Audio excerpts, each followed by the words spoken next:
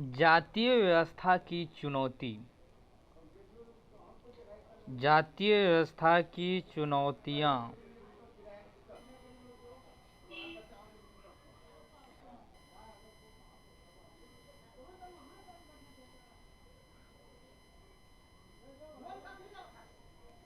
आप जानते हैं कि मनुष्य एक सामाजिक प्राणी है और समाज के बिना मनुष्य का जीवन संभव नहीं है। किंतु समाज का विकास धीरे धीरे होता है और इस क्रम में समाज के शक्तिशाली वर्ग ने अभी तक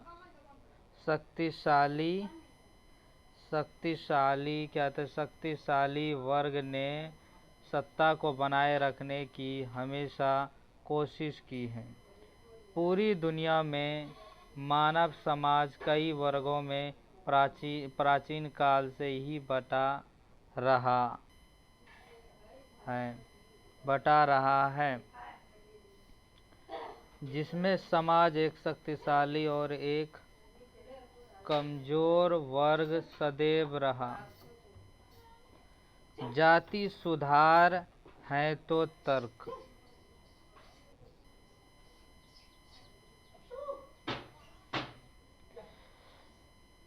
जाति सुधार है तो तर्क। भारत में सामाजिक भेदभाव जाति व्यवस्था पर आधारित है। इसे लेकर एक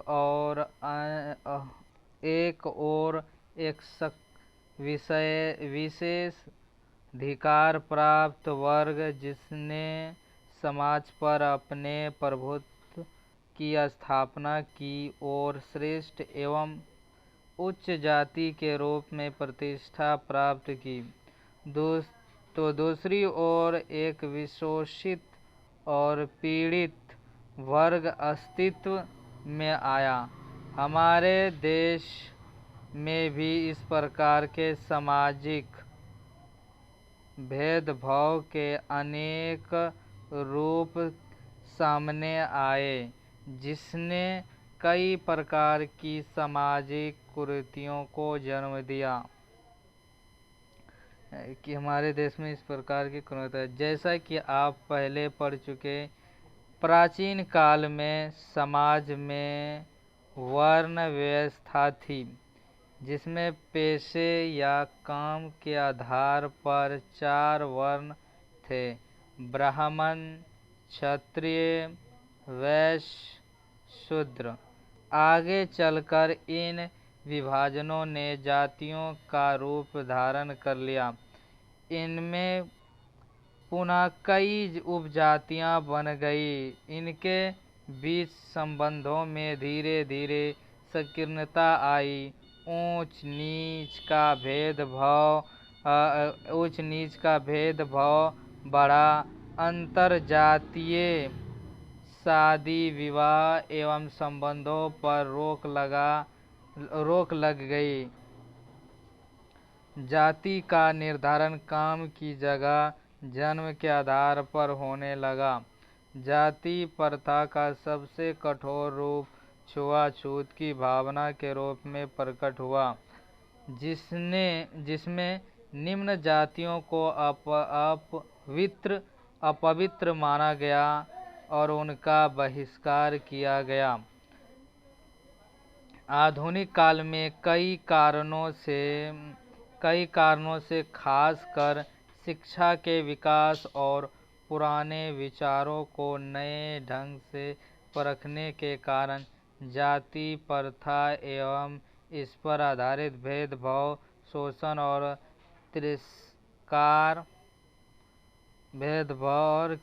तिरस्कार को दूर करने या उसमें सुधार लाने का उपाय आरंभ हुए। उपेक्षित जन समूहों पर प्रभुत्व के कुछ तीखे उदाहरण बंगाल के चंडाल, बिहार के डोम, दक्षिण बिहार के भूया, महाराष्ट्र के महार, उत्तर भारत के अनेक क्षेत्र में चमार जातियों के साथ कठोर भेदभाव की नीति अपनाई गई। चमड़े का काम करने वाले लोगों को परंपरागत रूप से नीचे नज़र से देखा जाता था। चमड़े के जूते, यहाँ देखा जाए तो यह चमड़े के जूते बनाते हुए लोग 19वीं सदी में देश के अनेक भागों में अंग्रेजी शिक्षा प्राप्त करने वाले और नगरों में रहने वाले कुछ लोगों द्वारा इस व्यवस्था की कमजोरियों को सामने लाने और एक नई चेतना उगाने के उपाय किए गए। इसके तहत इस सदी में ऐसे कई सामाजिक आंदोलन हुए जिनका उद्देश्य समाज सुधार था। जाति प्रथा की आलोचना आरंभ हुई जो समाज में विभाजन और असमानता का कारण बनी हुई थी। विभाजन में समानता और असमानता का कारण बनी हुई थी। इन सामाजिक बुराइयों को दूर करने के लिए भारतीय पढ़े लिखे वर्ग ने प्रयास किया ताकि समाज के सभी वर्गों का उत्थान हो और उनके बीच बराबरी की भावना विकसित हो। इस कोशिश में कई समाज सुधारक शामिल थे। यह एक ओर विदेशी सरकार से आज़ाद होने की लड़ाई लड़ रहे थे तो दूसरी ओर समाज में अन्याय और अनुचित परंपराओं का भी अंत चाहते थे। चूंकि धर्म और समाज सुधार आंदोलन का उद्देश्य एक भेदभाव रहित समाज बनाना था, इसीलिए जातीय भेदभाव को दूर करने को विशेष महत्व दिया गया। इन समाज सुधारकों में कई ऐसे लोग थे जो जातीय असमानता के भी विरोधी थे। इन सुधारकों और सुधार संगठनों के सदस्यों में बहुत सारे ऊंची जातियों के लोग भी थे जो जातीय भेदभाव और असमानता की समाप्ति चाहते थे। जातीय भेदभाव और असमानता की समाप्ति चाहते थे। विभिन्न जातियों के बीच आपसी सामाजिक संबंधों को बेहतर बनाना चाहते थे। साथ ही वे पवित्रता और अपवित्रता के कड़े नियमों के आधार पर भेदभाव और छुआछूत के विरोधी थे। जाति व्यवस्था में ब्राह्मण जाति सबसे ऊपर थी। जाति व्यवस्था में ब्राह्मण जाति सबसे ऊपर थी, जिसे कई अधिकार एवं सुविधाएं प्राप्त थी। इस तरह यह समाज पर अपना प्रभुत्व स्थापित करने में सफल थे।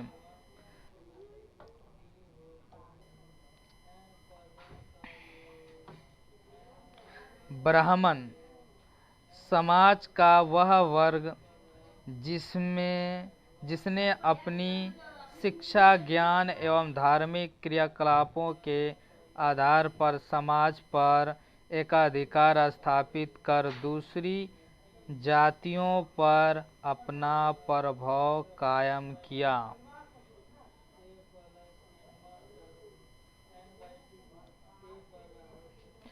क्षत्रियों और वैश्यों के बीच जाति प्रथा इतनी कठोर और संकीर्ण नहीं थी, लेकिन ब्राह्मणों के जो विशेषाधिकार थे उससे यह वंचित रहे। क्षत्रिय वर्ग शासक वर्ग होने के नाते समाज में एक प्रभावशाली वर्ग के रूप में उभरा।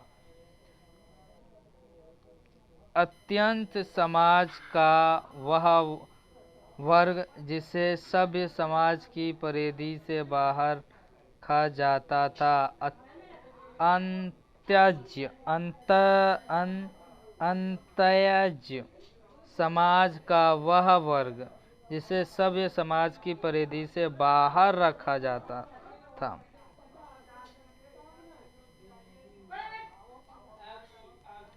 जबकि वैश्य वर्ग ने आर्थिक संपन्नता के कारण स्वयं को आगे बढ़ाया। औपनिवेशिक काल में ब्राह्मणों ने नई अंग्रेजी शिक्षा को अपनाया, इसीलिए प्रशासन के महत्वपूर्ण पदों पर उन्होंने अपने को स्थापित किया। नीचे दर्जे के सरकारी कर्मचारी, वकील, चिंतक, साहित्यकार आदि भी इसी समूह से थे। इस प्रकार के माहौल ने गैर ब्राह्मण जातियों की स्थिति को प्रभावित किया। उनकी सामाजिक दशा में गिरावट आई और उनमें अनुरक्षा और हीनता की भावना बढ़ी। समाज में एक छोर पर ब्राह्मण थे, दूसरे छोर पर अधिकांश पीड़ित और दलित समूह का संबंध की निचली श्रेणियों से था और वह जटिल एवं कठोर स्थिति में जीने के लिए बाध्य थे, इसीलिए वे सामाजिक व्यवस्था में मौजूद अन्याय के खिलाफ थे। दूसरी ओर 19वीं सदी के दूसरे हिस्से तक निम्न जातियों के अंदर भी जातीय भेदभाव के खिलाफ आवाज उठाई गई एवं उनके द्वारा सामाजिक समानता और न्याय की मांग के लिए आंदोलन शुरू कर दिए गए। इस नई चेतना को गैर ब्राह्मण जाति समूहों ने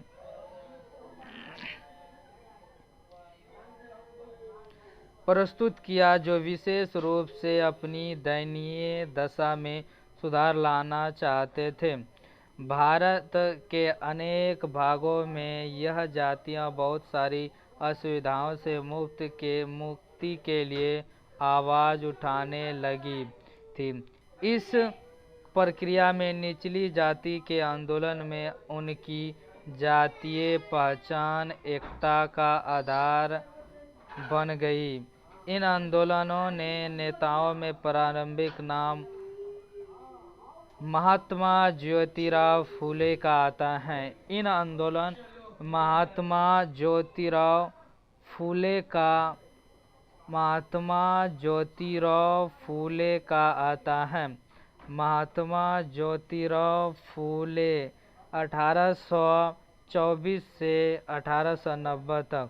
ज्योतिराव फूले जाति व्यवस्था को मनुष्यों की समानता के खिलाफ मानते थे। क्या था? ज्योतिराव फूले जाति व्यवस्था को मनुष्यों की समानता के खिलाफ मानते थे। यहाँ से पूछ दिया जाएगा कि कौन जो है मनुष्यों जाति व्यवस्था को मनुष्यों की समानता के खिलाफ मानते थे। उन्होंने जाति व्यवस्था की पूरी तरह से नकारा, अछूत वर्ग के खिलाफ अमानवीय व्यवहार और उन्हें समान मानव अधिकार से वंचित रखने की स्थिति ने फूले को जाति प्रथा का प्रबल विरोधी माना गया। जाति प्रथा का प्रबल विरोधी माना गया। जाति प्रथा का किसे प्रबल विरोधी माना गया? ज्योतिराव फूले को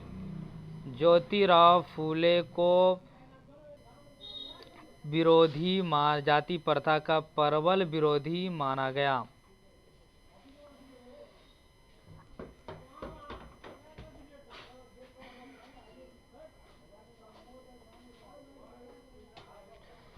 अपने विचार प्रसार के लिए फूलों ने पत्र पत्रिकाओं, अपने विचार को बढ़ाने के लिए फूले ने क्या करते हैं, पत्र एवं पत्रिकाओं और पुस्तकों के प्रकाशन तथा भाषण और लेखन के माध्यम अपनाया। यानी क्या है, अपने प्रचार प्रसार, अपने बातों को से बताने के लिए उन्होंने ज्योतिराव फूलों ने पत्र पत्रिका पुस्तकों के प्रकाशन तथा भाषण और लेखन के माध्यम से लोगों तक पहुंचाने का कार्य किया। उन्होंने मराठी भाषा का प्रयोग किया ताकि आम लोगों की भाषा के द्वारा उनके विचार को जन धारण तक आसानी से पहुंचाया जा सके। उन्होंने मराठी भाषा का प्रयोग किया। किसने? ज्योतिराव फूलों ने मराठी भाषा का प्रयोग किया, आम लोगों की भाषा के द्वारा उनके विचारों को जन तक आसानी से पहुंचाया जा सके।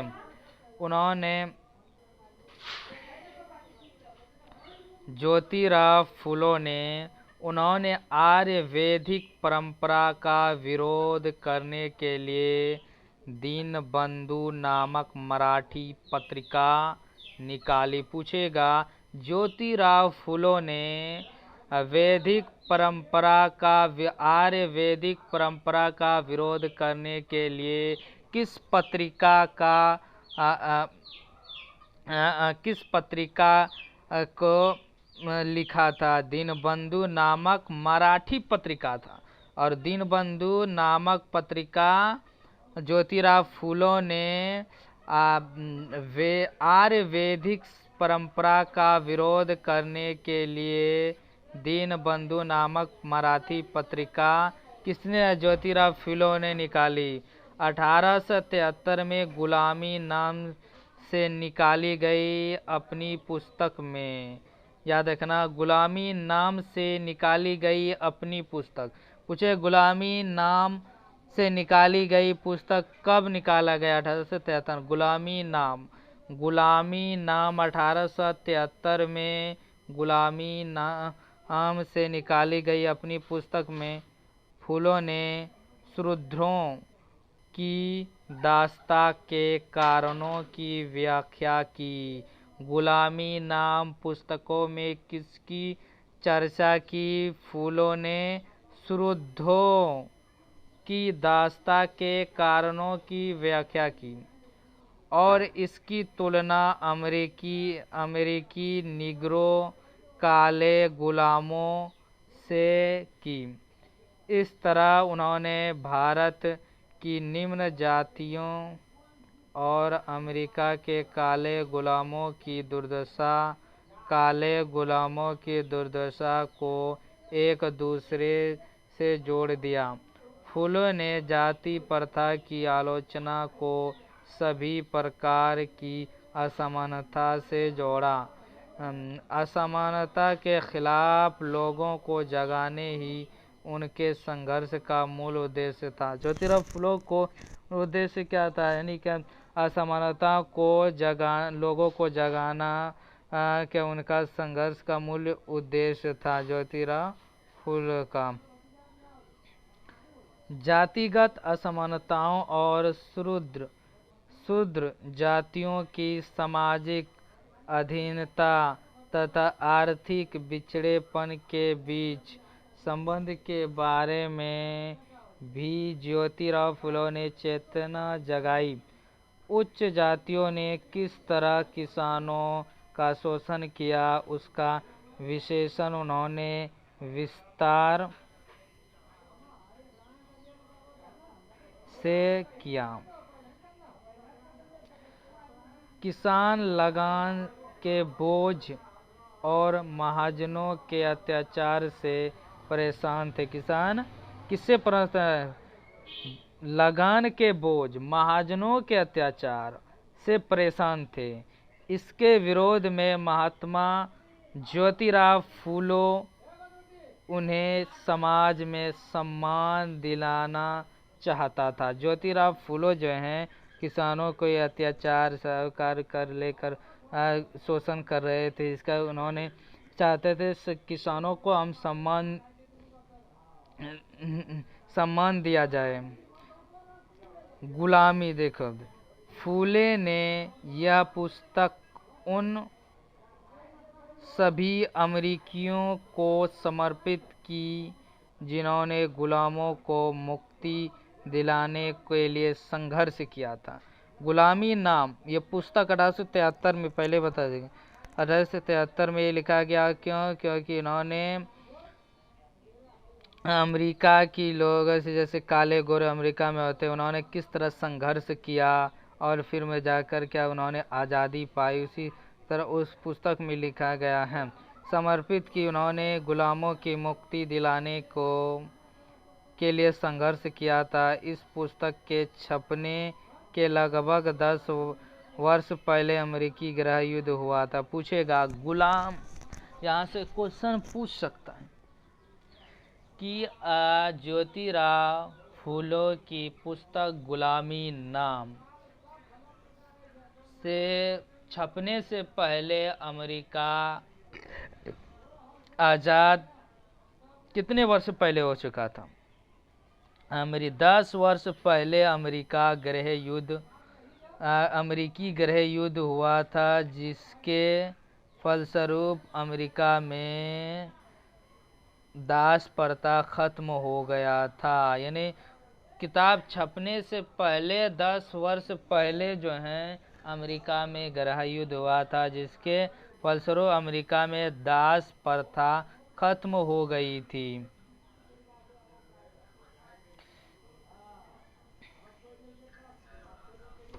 फूले ने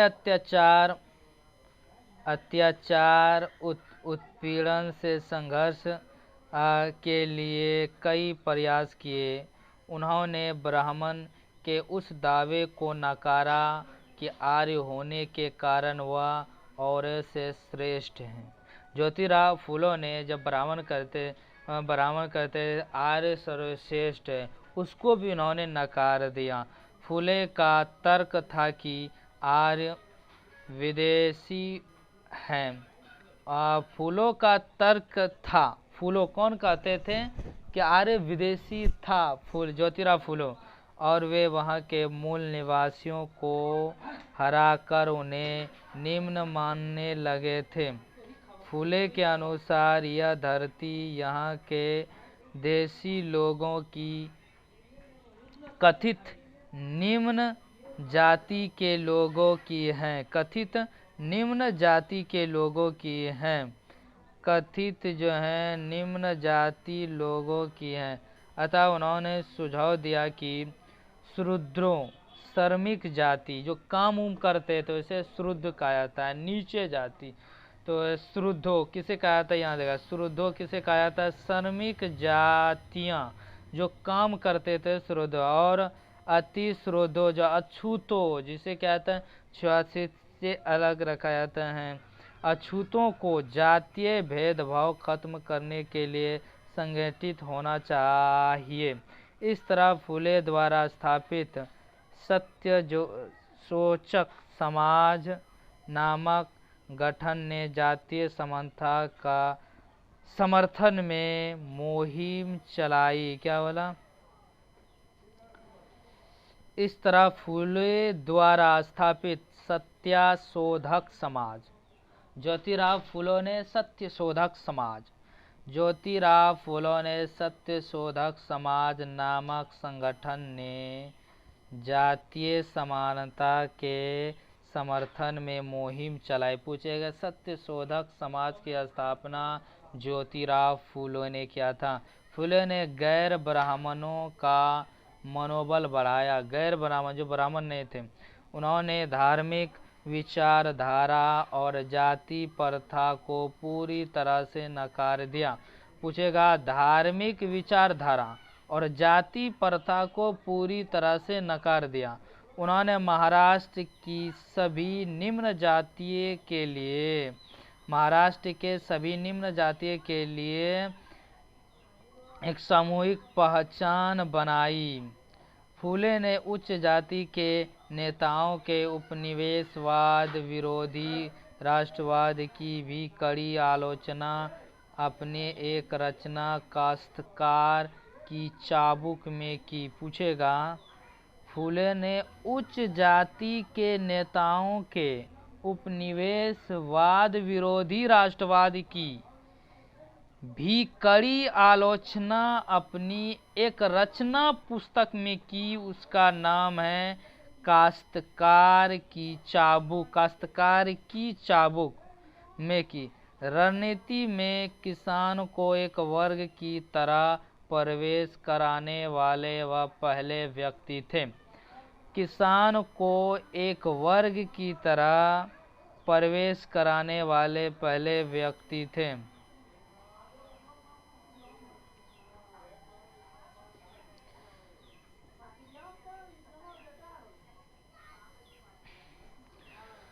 वीर सेलिंगम जो थे 1848 से 1919। वीर सेलिंगम दक्षिण भारत में भी सामाजिक भेदभाव के लेकर वंचित वर्ग द्वारा कई आंदोलन चलाए गए, जिससे सामाजिक असमानता की स्थिति समाप्त हो सके। ऐसे आंदोलन में वीर सेलिंगम की कई महत्वपूर्ण भूमिका रही। इनका पूरा नाम कुंडूकरी वीर सेलिंगम था। पूछेगा, वीर सेलिंगम का पूरा नाम कुंडूकरी वीर सेलिंगम था। कलकत्ता तथा बम्बई जैसे बड़े शहर में चलाए गए सुधार आंदोलन में जिन समकालीन उच्च कुल के व्यक्तियों की भूमिका रही, उसमें भिन्न परिस्थितियों में वीर सेलिंगम का जन्म एक निर्धन परिवार में हुआ था। अपने जीवन के अधिकांश समय में उन्होंने स्कूल शिक्षक के पद पर काम किया। उन्होंने तेलुगु भाषा में अनेक लेख लिखे। किसने? वीर सेलिंगम ने तेलुगु भाषा में अनेक लेख लिखे। उन्हें आधुनिक तेलुगु गद्य साहित्य की जनक कहा जाता है। पूछेगा, आधुनिक तेलुगु गद्य साहित्य का जनक कहा जाता है। वीर सेलिंगम को आधुनिक तेलुगु गद्य साहित्य का जनक कहा जाता है। दक्षिण भारत में भी महिलाओं की स्थिति चिंताजनक थी। दक्षिण भारत में जो महिलाओं की स्थिति वह कैसी थी? चिंताजनक थी। अतः इनके द्वारा महिला उत्थान के प्रति जागरूकता पैदा की गई। विधवा पुनर्विवाह, नारा शिक्षा, महिला मुक्ति जैसी सामाजिक बुराइयों के जैसे विषयों के प्रति उनके उत्साह ने उन्हें आंध्र के समाज सुधारकों की अगली पीढ़ी के लिए प्रेरणा का स्रोत बना दिया। उस समय के मद्रास प्रेसिडेंसी क्षेत्र में समाज सुधारक के प्रयासों की लहर को अनेक प्रकार के जाति संगठनों एवं आंदोलन ने एक विशिष्ट स्वरूप दे दिया। सदी के समाप्त होने तक अनेक जातीय संगठन सुधार आंदोलनों में महत्वपूर्ण भूमिका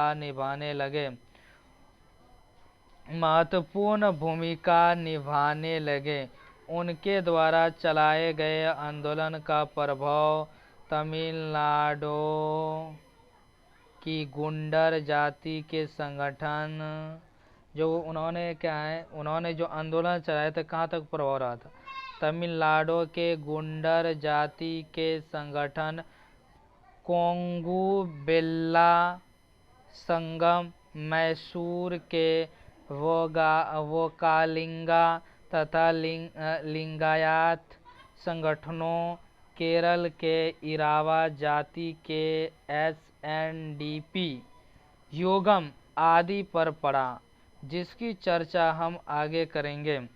जातीय आंदोलनों के नेताओं ने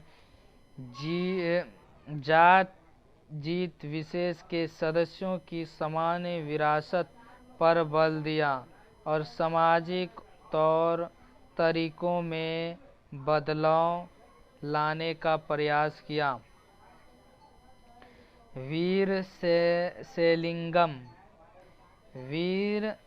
सेलिंगम द्वारा चलाया गया आंदोलन एक प्रेरणा स्रोत के रूप में स्वीकार किया जाता है, जिसने दक्षिण भारत में ऐसे दूसरे महत्वपूर्ण टन एवं आंदोलनों को आगे बढ़ाने में सहायता की।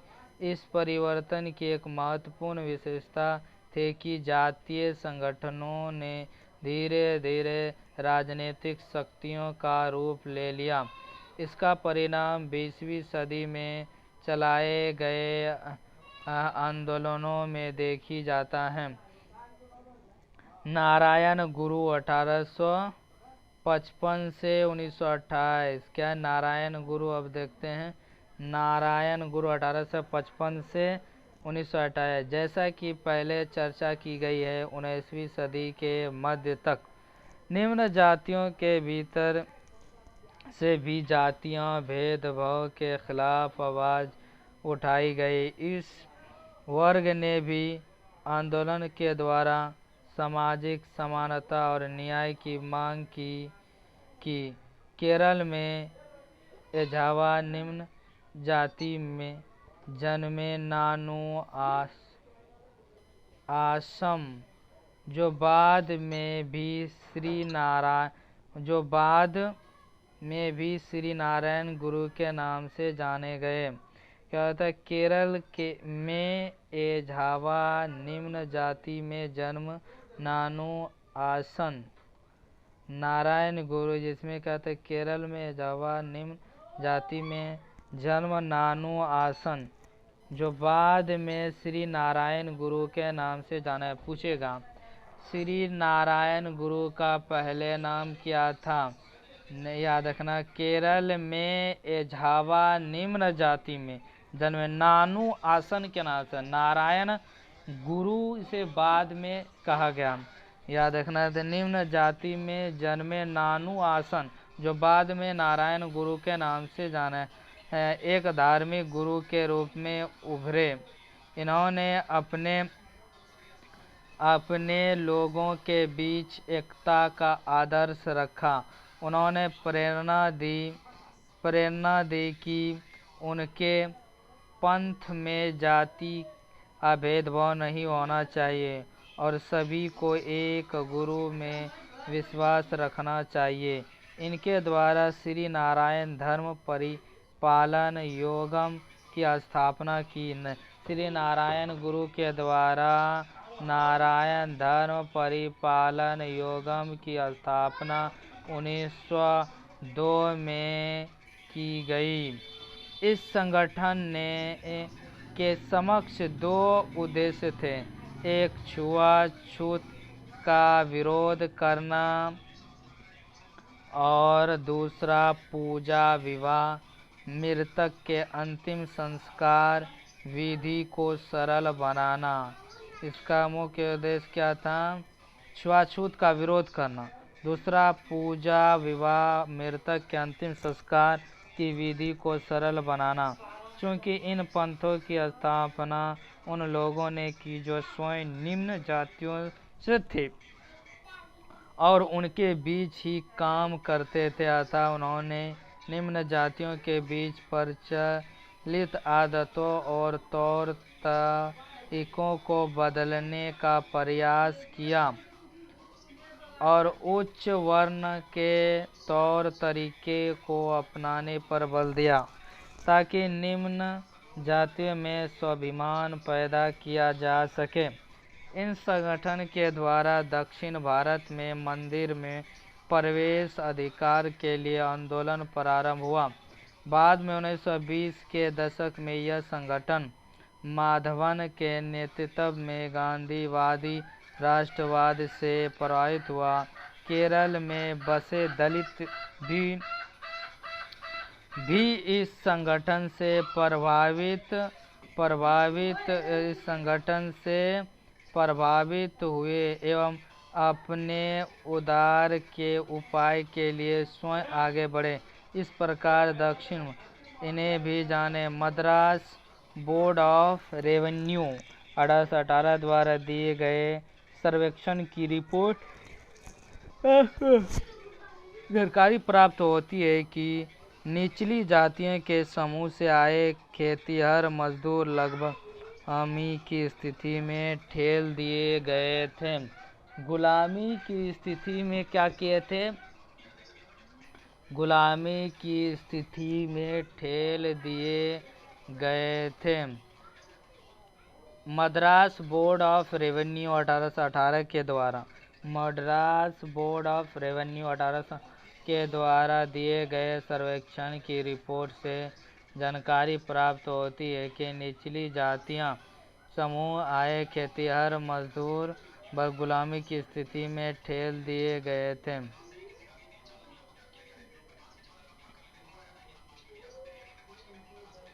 उपाय के लिए स्वयं आगे बढ़े। इस प्रकार दक्षिण भारत के समाज सुधार आंदोलन ने समाज के दबे वर्ग को राष्ट्र की मुख्य धारा से जोड़ने का सफल प्रयास किया।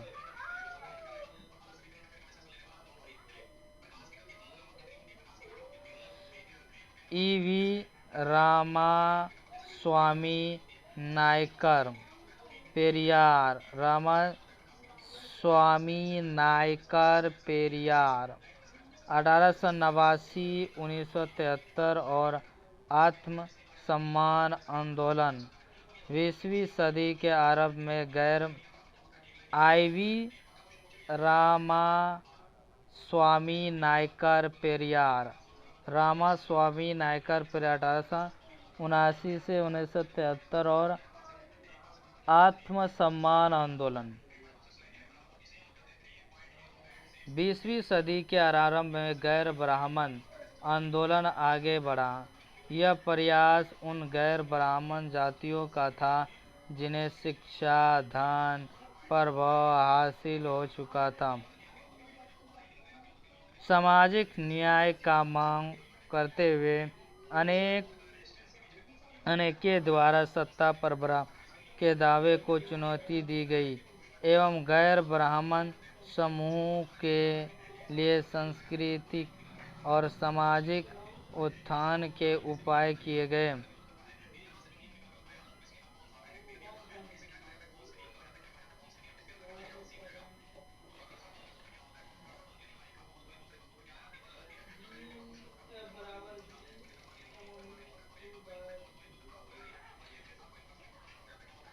जाति की मौलिक समानता और गरिमा पर बल दिया। पेरियार जो स्वयं एक सन्यासी थे, हिंदू वेद पुराणों के कट्टर आलोचक थे।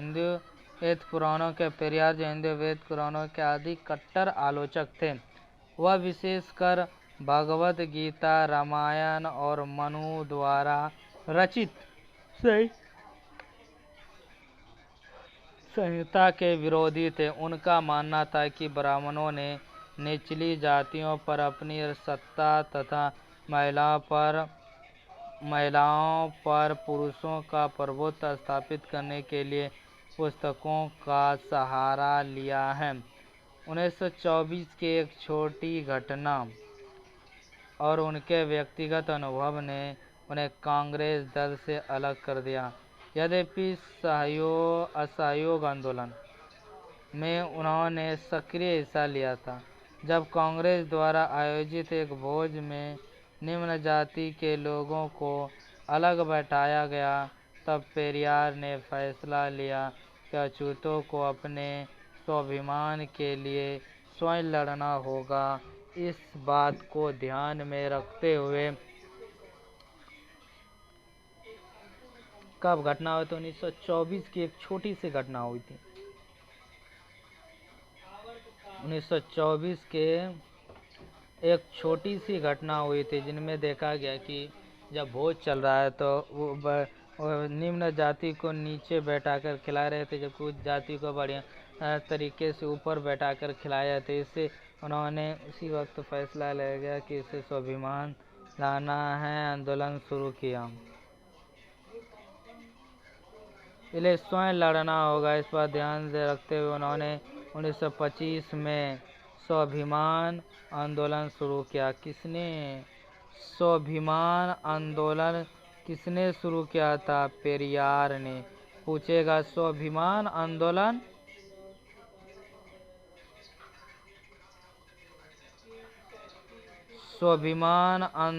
किसने शुरू किया था?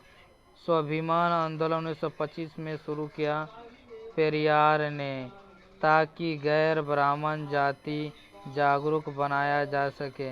पेरियार ने गैर ब्राह्मण समूहों के उत्थान के लिए अति सुधारवादी विचारधारा अपनाई,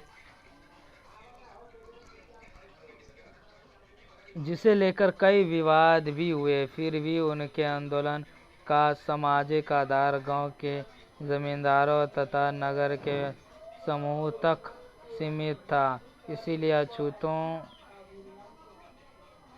अछूतों को संगठित करने में असफल रहे।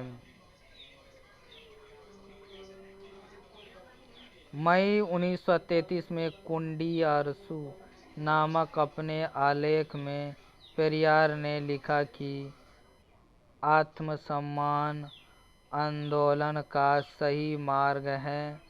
पूंजीपतियों और धर्म की कुरीति खत्म करना ही अपना समस्याओं को सुलझाने का एकमात्र रास्ता है।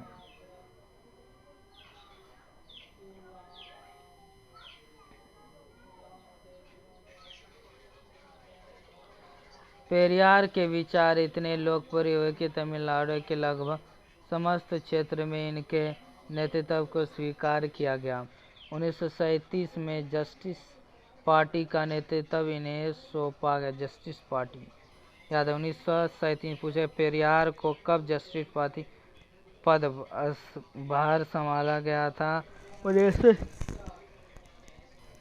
1937 में जस्टिस पार्टी का नेतृत्व इन्हें सौंप दिया गया, जो बाद में द्रविड़ कसगम के नाम से जस्टिस पार्टी को दूसरा नाम द्रविड़ कसगम के नाम से जानी गई।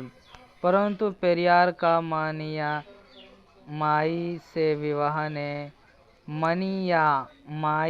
विवाह ने एक विवाह को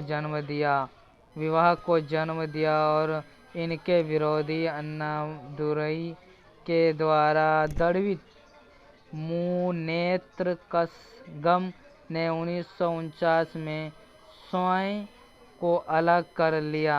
अब यह संगठन केवल एक सामाजिक सुधार चिंतन का केंद्र नहीं रहा, बल्कि इसने राजनीति में भी प्रवेश किया और इसकी लोकप्रियता आज भी तमिलनाडु के क्षेत्र में बनी है। राष्ट्रपिता महात्मा गांधी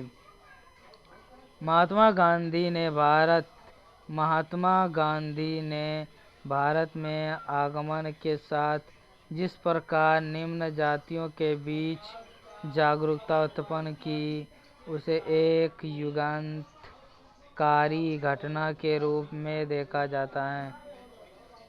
उनके द्वारा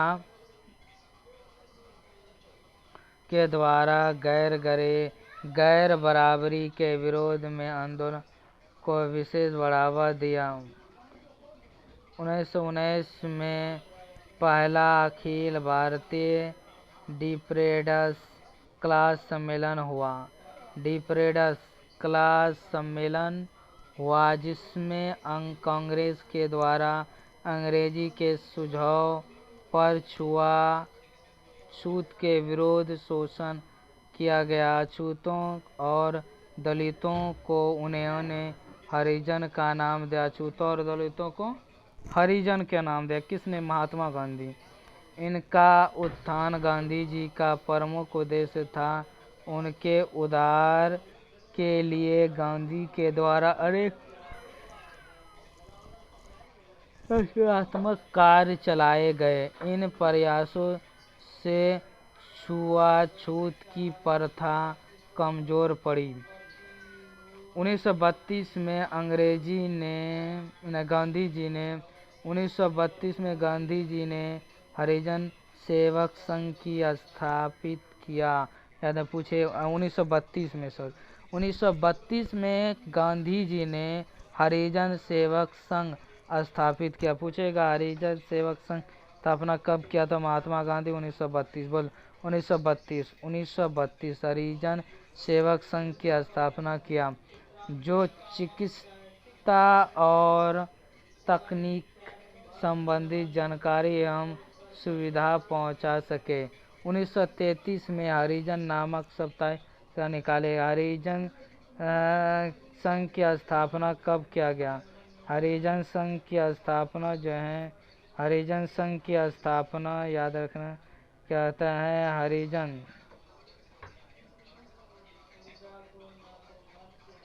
हरिजन संघ की स्थापना कब किया गया? हरिजन संघ की स्थापना 1932 में, लेकिन हरिजन नामक साप्ताहिक पत्रिका निकाली गई 1933। हरिजन संघ की स्थापना 1932, हरिजन साप्ताहिक पत्रिका 1933 में, जिसमें कई संवेदनशील विषय, हरिजनों का मंदिर में प्रवेश, जलाशय को हरिजन के लिए उपलब्ध करवाना, शिक्षण संस्थाओं में प्रवेश आदि समर्थन किया गया। गांधी जी के यह रचना कदम मानवीय भावनाओं को प्रेरित करते थे और इनसे राष्ट्रीय आंदोलन को नई शक्ति मिली। गांधी जी ने जाति प्रथा में सुधार के प्रयासों के साथ छुआछूत के विरोध, महिलाओं के स्थिति में सुधार और हिंदू मुस्लिम एकता को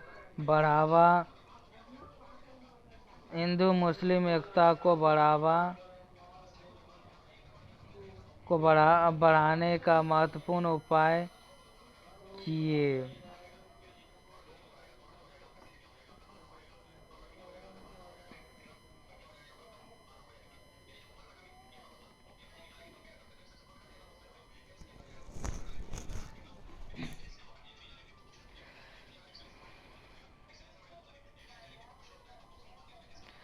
जब द्वितीय गोलमेज सम्मेलन के बाद दलित के लिए पृथक निर्वाचन व्यवस्था हुई, तब गांधी जी अछूतों को हिंदुओं से अलग मानने की सरकारी अत्यंत दुखी हुए और इसे समाप्त करने की मांग रखी। उन्होंने इसके विरोध आमरण अनशन किया, जिसके फलस्वरूप 26 सितंबर 1932 को भीमराव अम्बेडकर के साथ पूना समझौता 26 सितंबर 1932 को 26 सितंबर 1932 को भीमराव अम्बेडकर के साथ पूना समझौता हुआ और गांधी जी हरिजनों के उद्धारण में लगे।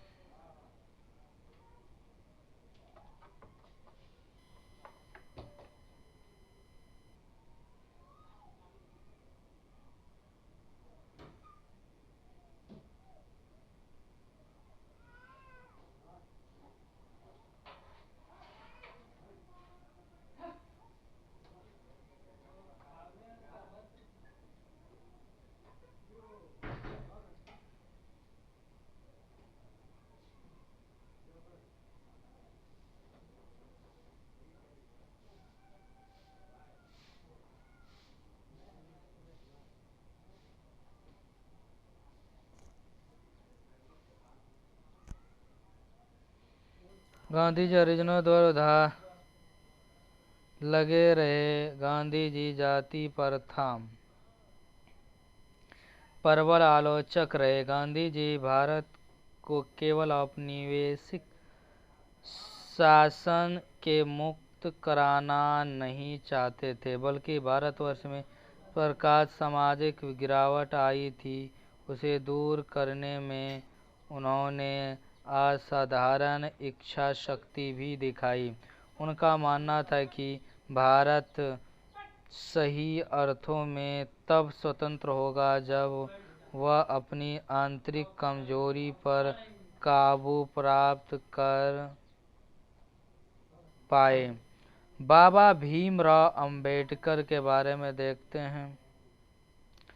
बाबा भीमराव अंबेडकर ने जातीय भेदभाव और पूर्वाग्रह को बहुत निकट से समूह किया था।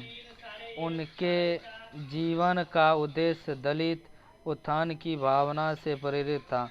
वह दलित समाज समानता का पूर्ण अधिकार प्रदान करना चाहते थे, न कि केवल कुछ छूट या किसी प्रकार की सुविधा।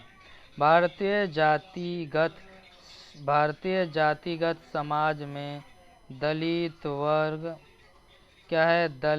वर्ग को संपूर्ण स्थान दिलाना अंबेडकर के लिए अधिक पूर्ण था। समानती दासता के वह प्रबल विरोधी थे, अतः उन्होंने दलितों का शिक्षित होने का आह्वान दिया एवं दलितों के वैधानिक और राजनीतिक अधिकारों की मांग रखी। उनके द्वारा मेला ढोने की अमान्य परंपरा की कड़ी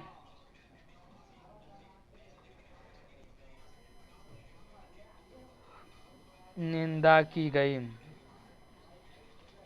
अंबेडकर के द्वारा 1920 के दशक में प्रमुख आंदोलन प्रारंभ हुआ। इस आंदोलन को संगठित रूप देने के लिए 1924 में बहिष्कृत हितकारी सभा का गठन हुआ।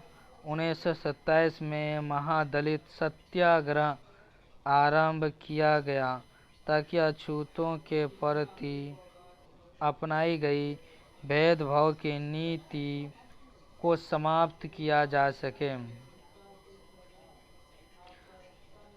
1920 के दशक में एक प्रमुख आंदोलन प्रारंभ। इस आंदोलन को संगठित रूप देने के लिए बहिष्कृत हितकारी सभा का गठन किया गया। पूछेगा 1920 में के दशक में एक प्रमुख आंदोलन चलाया गया भीमराव अंबेडकर। उस आंदोलन को संगठित रूप देने के लिए 1924 में बहिष्कृत हितकारी सभा का गठन हुआ। किस सभा का गठन है? बहिष्कृत हितकारी सभा का गठन हुआ। 1927 में महादलित सत्याग्रह आरंभ किया गया। पूछिएगा महादलित सत्याग्रह का आरंभ कब हुआ? 1927। महादलित सत्याग्रह आरंभ 1927 में किया ताकि अछूतों के प्रति अपनाए गए भेदभाव की नीति समाप्त किया जा सके।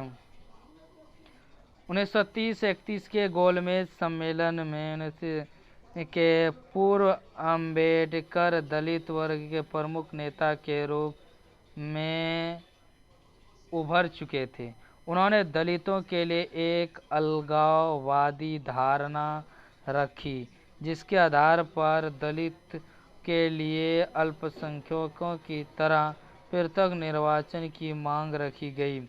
लेकिन गांधी जी ने इसका विरोध किया और उनके सत्याग्रह के कारण पुनः समझौता लागू हुआ।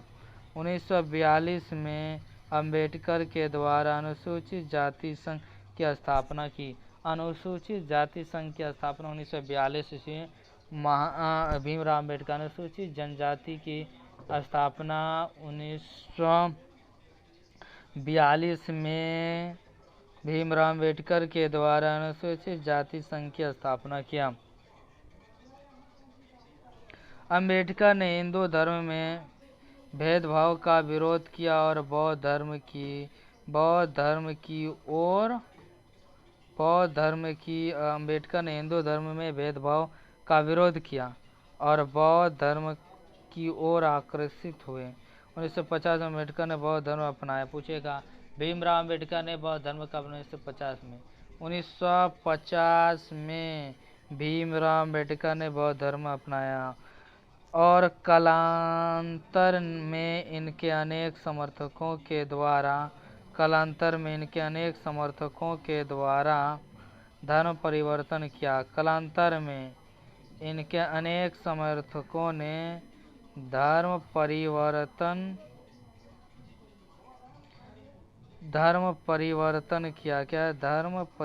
किया। अम्बेडकर गांधीवादी दलित विचारधारा से असंतुष्ट रहे। अम्बेडकर जो है गांधीवादी दलित विचारधारा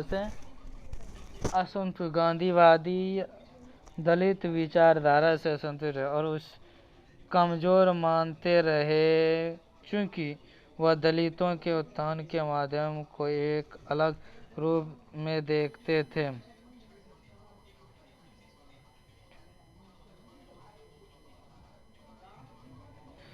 आज भारत में जिस दर्शन को लोकप्रियता मिली है वह समता, भाईचारा, आजादी पर आधारित है। मनुष्य के सम्मान पर केंद्रित सोच वाले इस दर्शन की एक प्राथमिकता है मनुष्य का कल्याण। सामाजिक भेदभाव से उपजे सामाजिक बिछड़ेपन और शोषण को दूर करने के उपाय इन विभिन्न दर्शकों एवं सुधारकों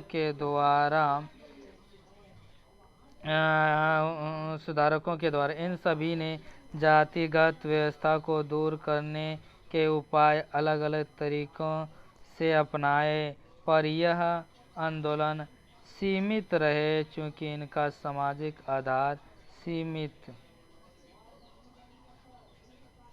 आज हमारे समाज में जिस संरचनात्मक परिवर्तन की आवश्यकता है उसकी पृष्ठभूमि इन आंदोलनों ने तैयार की ताकि जाति विरोधी संघर्ष को आगे बढ़ाया जा सके, जिससे एक सुदृढ़ शोषण रहित मानवतावादी समाज की स्थापना संभव हो। इन्हें भी जाने। 1924 में अम्बेडकर ने बहिष्कृत हितकारी सभा का गठन भीमराव अम्बेडकर ने 1924 में किया। दलित स्थापना करके दलित मुक्त आंदोलन का बिगुल बजाया था। अम्बेडकर के द्वारा जाति उन्मूलन के उपाय किए गए। उन्होंने मनुस्मृति को नकारा क्योंकि वह विभेदकारी दर्शन पर आधारित थी और जिसके द्वारा समाज को एक श्रेणी मत व्यवस्था में बांट दिया गया था।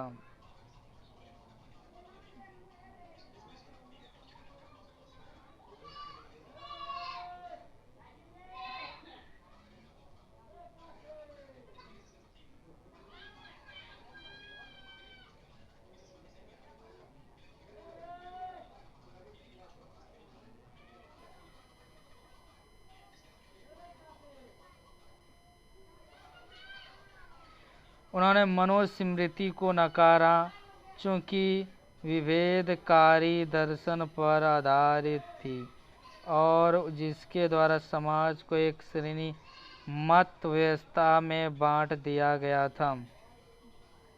अब देखते हैं आए क्वेश्चन। क्या था? सही विकल्प को चुने। फूले के द्वारा किस संगठन की स्थापना की? आर्य समाज, ब्रह्म समाज, सत्यशोधक समाज, प्रार्थना समाज। इसका आंसर कमेंट में देना। उसके बाद देखते हैं गैर बराबरी विरोधी आंदोलन केरल में किसके द्वारा प्रारंभ किया गया? वीरसिलिंगम के द्वारा, नारायण गुरु द्वारा, पेरियार के द्वारा, ज्योतिराव फुले के द्वारा। पेरियार के द्वारा कौन सा आंदोलन प्रारंभ किया गया? पेरियार के द्वारा देखना, आत्मसम्मान आंदोलन, जाति सुधार आंदोलन, छुआछूत विरोधी आंदोलन, धार्मिक समानता आंदोलन। इसका आंसर कमेंट बॉक्स। हरिजन सेवा संघ, हरिजन सेवा संघ महात्मा गांधी के द्वारा किस वर्ष गठित किया गया? हरिजन सेवा संघ महात्मा गांधी के द्वारा किस वर्ष गठित किया गया? बाबा भीमराव अंबेडकर के द्वारा किस वर्ष बहिष्कृत हितकारिणी सभा की स्थापना किया?